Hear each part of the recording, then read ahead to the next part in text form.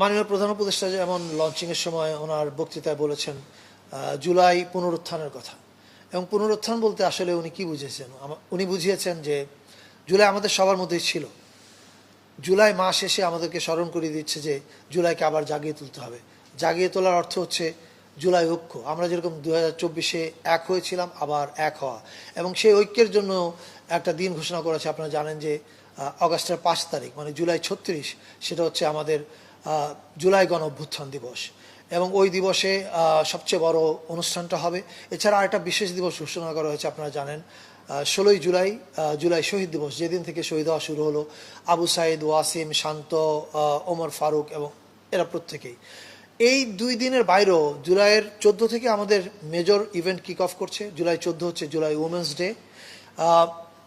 এটা শুরু হচ্ছে ঢাকা ইউনিভার্সিটিতে, কিন্তু আমরা public university, private university, school, college, মাদ্রাসা সব জায়গাতে আমরা অনুষ্ঠানের আয়োজন করছি আমাদের উদ্যোগে। 18 তারিখ হচ্ছে প্রাইভেট ইউনিভার্সিটি রেজিস্ট্যান্স ডে, 21 তারিখ মাদ্রাসা রেজিস্ট্যান্স ডে। এছাড়া আমাদের যে রেমিটেন্স যোদ্ধা আছেন যারা প্রবাসী, তারা, দিনমজুর, রিক্সাওয়ালা, ডাক্তার, নার্স, শিক্ষক প্রত্যেকেই আমাদের এই পুরো কর্মসূচির মধ্যে অন্তর্ভুক্ত।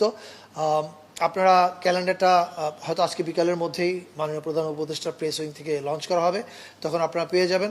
আপনার কিউআর কোডটা স্ক্যান করলেই পুরো মাসের প্রোগ্রামের তালিকা দেখতে পাবেন।